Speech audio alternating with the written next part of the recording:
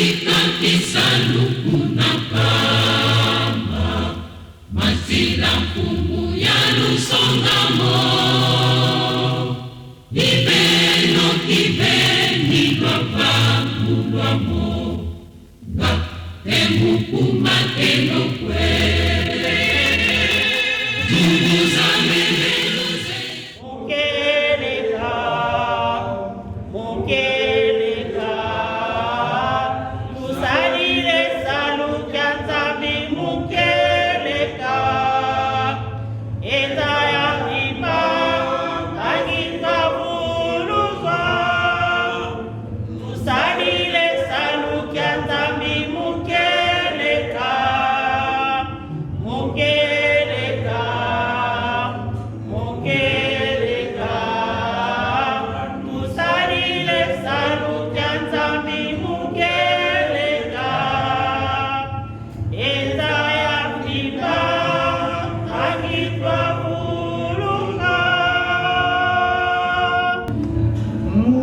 Mesi mwana vilila tata nzami mfumude Yesu Kristo sumuna kimbangu bakulutu pamba mfumu alongo fukamano kutora matondo ngenza mbetu wasi mwana vilila katangu tukibilenge papa tukafuda vimba emule mjawunjel mingu kina ngesala bisambano mjawunjel sambara bega lonke sambu yowili baba wakutemula suka ngwini malombelenge betu kesi programa yetu kubogera kuiza kala yetu afuliki malito afuliki makamu makulendo papa tutegeni maudu fuma katusila levu kata viengi mambitu na tutasomeni mata viengi tusila levu ndo tutegeni mkwezi tukwenda katuna yesu amna kaso amka tungibwantu nebikwa kala yetu papa tuwa manmangi mana mkala kufana tukatulamu bataboga bana impasa fasu futelo ngare kwa kala ibao betu isimba tanzambi ndo zamba wala kwa kala yetu tarehe muna meza migwa mfuata basi wana baka makalamanyi beta wangu talunda mwisalamu batakuza muna nzira tuwaingonge kwa kala ibao muna mumalu muzitira muzibadi muzavyo tuwaingonge kwa kala ibao samu kwa kala yetu mlogaki muzavimba mbasi mbevya kusumufaso katuna kunyegwena atuna yengo bedi muna muntu katudi nilombele maka lombele kwa ngano mpase satoza mwana zakatuka mwana tuzi afulisi ndoto imani mangi kala yetu tata simu bango jamu fumu Yesu papa mkumbase imwana benla. Amen. Nous allons prendre nos Bibles, nous allons lire le psaume 113. Remerciez le Seigneur, priez pour cela, pour que davantage le Seigneur nous fasse louer sa face, pour que son projet se réalise à merveille. No misato tata mwana pe mulimo santo. Ya solo tata nzambe koleso papa simo kimbango. Mikolo nyonso tu tozali kolela tozali kokitisa mabulongo na biso na se. Yawe nzambe. Tokoloba nini tokosenga nini? Soki kutu sata utaki na likolo alelaki pa na yo tata. Alobaki tata mai nyonso ezali kosama na mokili ezali ka faute na ngai te. Yango wana tata yoka mwana ndenge alelaka nzambe biso bato osali na kati na elenge na yo moto prometa biso ke osali biso na elenge na yo parce tozali banzambe kasi papa pouvoir na yo ezali kati na biso kasi biso tozali toyebilango ntina te maloba na ngai satana epai ya tata nzambe mpo na bato bayo tata nzambe nazali na mingi ya koloba te yokitisa ngai yo mokili se na mabe na ngai makangaki mokili mobimba te tata nzambe nakoloba na ntina ya bato bayo bango bazali kolobaloba se na kombo na ngai bazali na posa ya kobongola bato bakoma nyama satana ndakosaki nga satana moye tata nzambe nga satana moye kolo yesu nga satana moye mingi o misoma tata nzambe nga satana moye tata nzambe nga satana moye Kolo Yesu nga satana mamingi o miso matata nzambe nzambe nanga ya solo yoki satan ndenge alelaki na liboso na yo kasi eloko nyonso to ekoma kaka no satan moto azali kolata ngai yo osalaki biso na elenge na yo opesaki biso pouvoir eloko nini ezali kozanga mpo tokoka nde kopona nzela ya malamu totika banzela mabe eloko nini ezangi toyebake no ndenge nalingi kati na nzoto na ngai nalinga mpe nzoto ya moninga na ngai kasi nzambe tozali kokende wapi parce bisika touti toyebi soko bisika nini tozali kokende toyebi te tata alakisa biso eloko nini tokoki kosala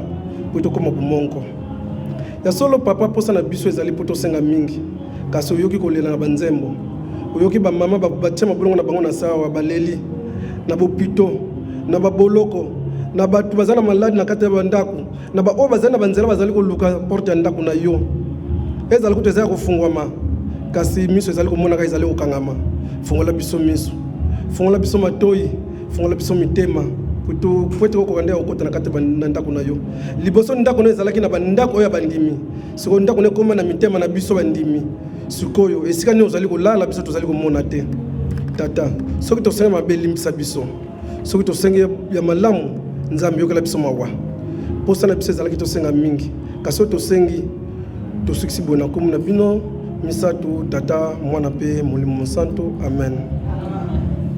Celui qui veut entendre, qu'il entende. Qu'est-ce que le Seigneur veut nous dire là à travers cette parabole?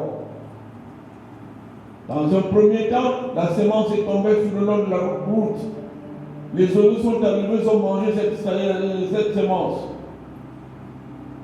Et en deuxième position, la même séance était entre les épines.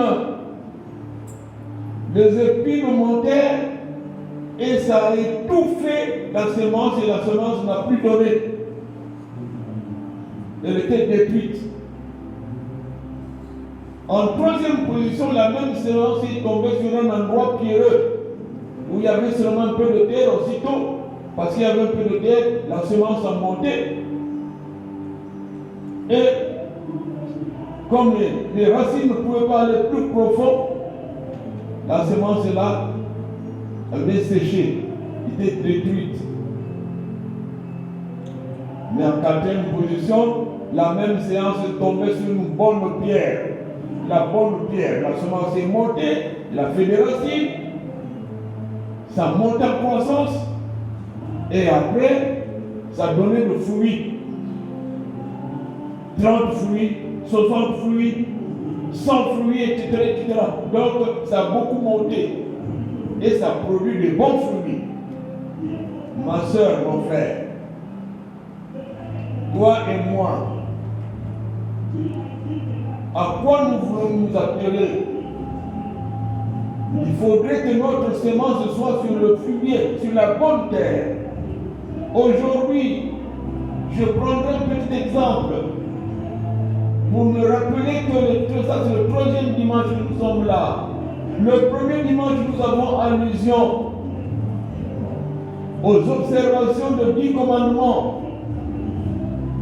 Observation de 10 commandements, les œuvres et l'amour du prochain. Et plus loin, nous avons dit que nous devons être comme des petits enfants. Prenons l'exemple d'un petit enfant. Parce que le Seigneur a dit que laissez les enfants, ne les empêchez pas de venir à moi. Laissez les petits enfants, ne les empêchez pas de venir à moi. Car le royaume des cieux est pour ceux qui les ressemblent. Le royaume des cieux est pour ceux qui ressemblent les enfants. Connaissons tous un enfant, ce qu'il est quand il est enfant. Vous lui donnez, il n'a pas de goût, il n'a pas de souci, il n'a pas de préférence. Tout ce que les parents donnent, il vous regarde. Soyons les petits enfants. Ce qu'on avait dit. Et ça veut tout simplement dire que pour prendre la quatrième position de cette parabole, pour être un bon semeur, nous devons semer dans une très bonne terre. l'exemple de l'ouverture de cette paroisse. Mes frères et sœurs, au risque de nous répéter, soyons comme des petits enfants. Parce que le Seigneur nous a donné un ministère, c'est-à-dire une charge. Toi, ma soeur, toi, mon frère, qui te trouve ici. Ce n'est pas un hasard. Il y a beaucoup de gens qui ont appelé qui ont appris la peine de maman, la peine de papa Foumandogo, de nos voilà. On est combien? À peu près 40. Est-ce que dans l'église Kimbangis ou dans le monde entier, on est que 40? Ça veut dire que le chemin de Dieu, le chemin de Papa Simon Kimbangu, le chemin de Christ est très étroit. Très étroit. Mais dans le pays, dans tous les pays du monde entier, il y a des boulevards et tout ça. Les chemins sont vastes. Mais le chemin de Dieu est très étroit. Très peu de gens ne prennent ce chemin-là. C'est une parabole. Comme le Seigneur aujourd'hui nous donne une parabole de semeur. Ma soeur, mon frère, qui a déjà emprunté le chemin qui est très étroit, qui n'est autre enseignement précis que la paroisse de Vitry. C'est un chemin très étroit, glissant aussi. Et pour bien le suivre, nous devons être comme des petits enfants. Nous devons être comme des petits enfants. N'écoutons pas le bruit ou les tambours, le cymbale qui retentissent par-ci, par-là. Vous avez opté pour ce chemin, continuez-le avec beaucoup de prudence et avec beaucoup de joie. Okombo ya tata ya mwana peli mosantu. Kimbangi soye. Oye. Kimbangi soye. Oye. Bana papa Simon Kimbangu oye. Oye. Okombo ya tata ya mwana peli mosantu. Na kozala na malobe belete. Ya liboso tosengi bino merci mingi na moto kosili kopesa biso. Sikete tata Nzambe nkolo Yesu Mesia tata Molimo Santo kwa kozala na biso. Apesa biso ezangi biso banso tozali awa na esika nyonso mwana papa Simon Kimbangu ayali. Ya solo tokuti kolanda ndenge papa pasteur akuti koteya biso. Na boko batsa su mingi te, wateyi biso mingi ya kitoko. Makanisi oyo ngana yalaki nango, mayoni ayaki nango na motema Nzambe apesa ngana kwa kopesa bino lelo. Papa walembo alobi yango. Mais nous avons la kaka. Comme le 3e dimanche na biso na paroisse ya Vitry. Ya solo ndenge papa uti ya biso. Likambo mingi na zo kobetela sete na makambo misato. Bien mine. Identité ya paroisse na biso ya Vitry. Premier dimanche na biso ya le 1er janvier na lobelaki yango. Identité na biso toyebi yango. Tokolongola yango te. Tokobakisa pe te. Biso banso toyali ya toyebi yango. Tozali na 3 te, tozali na 26 te. Tozali biso nyonso bana papa Simon Kimbangu. Po papa tikaki biso na 26 te na 3 PT. Atikaki biso église kimbangiste. Tozali biso banso. Esika nyonso bana ne bayali, esika nyonso kimbangiste lelo ayali. Ati mabolo mwana na se ayebi ke lelo. Ezali mokolo ya yenga. Papa batikaki biso. Nani akolo bilango mingi te. Na gauche te, na droite te. Atikaki biso liboke moko. Église kimbangiste. Mwana papa Simon Kimbangu. Tozali bana papa bango misato. Na mutu moko papa Simon Kimbangu. biso paroisse ya biso ya Vitry tozala na bolingo ezali paroisse tozala na bolingo makasi entre biso na biso na bandeko mosusu tozala bana na mibeko tozala mpe bana na misala ndenge bapapa balobaki biloko na misato soki tobateli yango te mpasi na biso kosila te ntango naza na bolingo moye nasala ndeko nanga mabe yali te mpo nani mpo naza na bolingo ndenge nakobilingaka ndenge mpe nakolinga moninga na ngai c'est vrai kozalaka mwa mpasi mais soki tolingi tokokoka yango kaka ntango volonté eyali likambo wana kosala moka mpo volonté eyali tozala na bolingo makasi entre biso na biso na bandeko nyonso esika bayali tozala ndenge bapapa batikelaki biso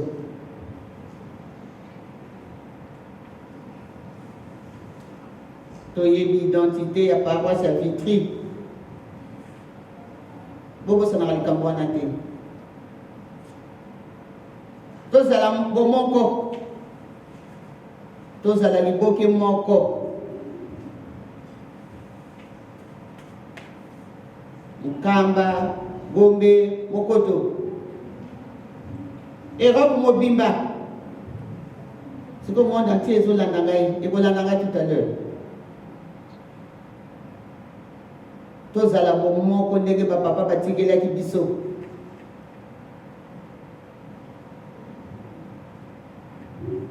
bapapa batikaki biso boye te tosala magondeli makasi tosengaka likambo mingi naboka bani nzambe akosepelisa biso te apona nani azwa ngai atika gauche te nga nasengaka kaka lingomba ezonga bomoko susi na ngai ngwana enazali mpe nga moko te soki lelo tosangani biso banso na kati na France awa c'est vrai kozalaka mwa pasi tosangani tolobi totika makambo na biso ya mike mike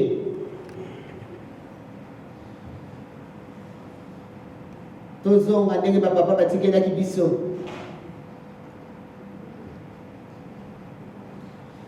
mais c'est vrai bapapa balobaki ndenge papa walemba kuti koloba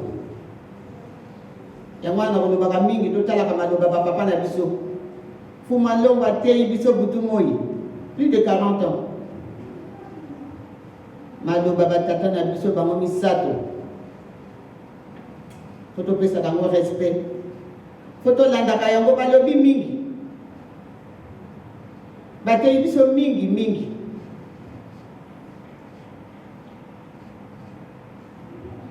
maloba wana soki totosi yango te omoni mpasi na biso epai kosila te mais c'est vrai totosi te yango wana mpasi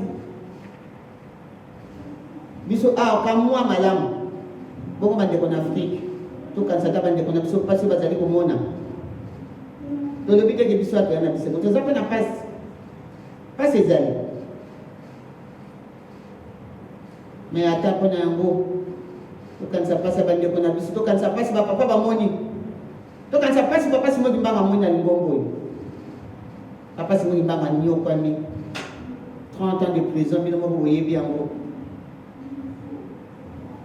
tozala liboke moko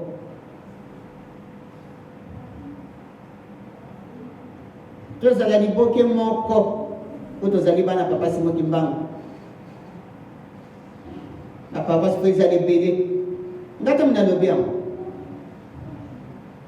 papa Mfuma Longo alobaki yango papa Mfuma Mbanza pareil papa kulutu ndenge moko soki baparoise eza ebele mabe yali te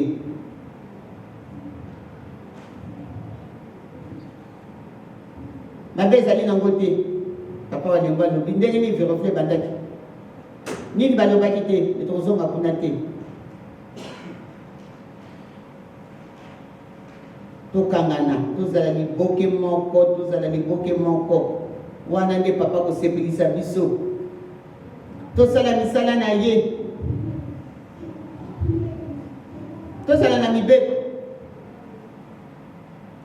kotango oza na bolingo okokosala mosala me misala mpe kokendeki nzela moko na mibeko tozala bana na mibeko tobanga na biso te tokosepela un jour nzambe akokosaka te nzambe mpe akokufaka te bapapa bazali na biso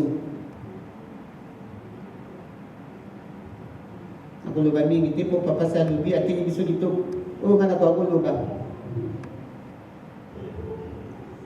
bapapa mibale ntango bakei liboso papa kulutu na papa mfuma loko ntango bakei mfuma mbanza atikali na biso alobi ngai na koteya na ngai te professeur monene asi ateyi biso ngai na kobakisa nini nalingi na nga kolongola te nalingi na nga mpe kobakisa te engai mpe nalinga na nga kolongola te nalinga na nga mpe kobakisa te nakolandaka ko bapapa bateyi biso komambanza libi tozala biso loka bambwa bapwala elali esika moko elamukila mpe esika moko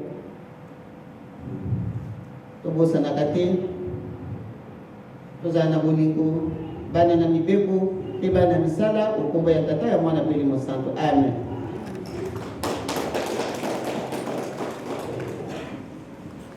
tobondela na bolingo na bino misa tata mwana mpe limo santo papa avant tolonga na bandako na biso papa tosengaki bipai na bino papa toye na kati na ndako no papa toyaki mpona koyoka maloba na bino papa oyo opesaki na kati na mwana na bino papa singi kopesa biso papa toyoki makambo ndenge na ndenge papa tosali mosala tolingi kokabwana yo kokabwanaka na motu te papa zongisa mwana na yo moko ndenge ayelaki nde sikoyo papa bokisila mpe esika nyonso bana na bino bazali papa ntango bakosilisa papa ozongisa bango na bandako na bango papa bazonga na kimia biso mpe tozonga na kimia papa salisa biso papa tala pasi tolakisi bino mokili yango te pamba te mokili yango bino bosili kosala yango papa oyokaki mabondela bato misatu tutaleur papa yokela biso mawa papa tala kolela bana na bino papa tokolelaka butu moi papa pasi eleki botiela biso kimia na kati na mokili kimia na afrique europe amerika esi papa bobongisila biso papa salisa mwana no nyonso kimbongisi na oyo bayebi bino na oyo bayebi bino te papa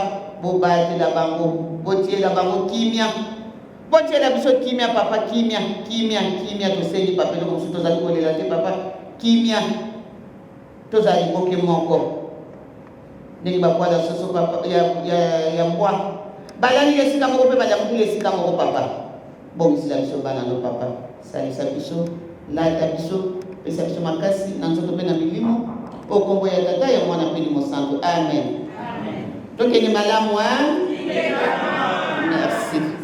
Bonjour papa, Papa Clausel, en ce dimanche 15 janvier 2017 dans la paroisse de Vitry-sur-Seine. C'est la première fois que nous vous voyons.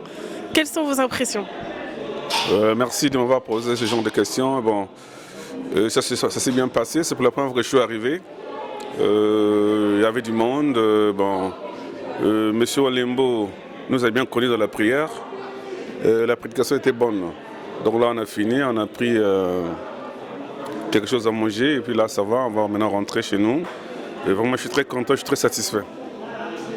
Suite à cette cérémonie qui s'est bien déroulée. Pour vous, quelles seront les évolutions de cette paroisse? Bon, mais l'évolution est déjà là. J'espère que d'ici mars, j'espère qu'il y aura beaucoup de monde. Et puis bon, l'église va prendre l'élan et puis ça va bien se passer. Donc si je suis venu ici, c'est parce que bon, j'ai été animé et puis voilà. Mais sinon, il n'y a pas de commentaire à faire là-dessus. Merci papa. Maintenant, ça y est dans mon âme. Bonjour, pour faire le dire à mon âme, pour bien abolir, bien me saler. tata nzambe katusalisa twabadiaka bien twa babakaka bali bamama na batata bali bien bali babeto tuzebyako nge wabona uyilika babafuma longo samona mpasi papa kulutu fuiri mpasi bakasobele mpasi beto mutu kamu kiesi twamuna kiesi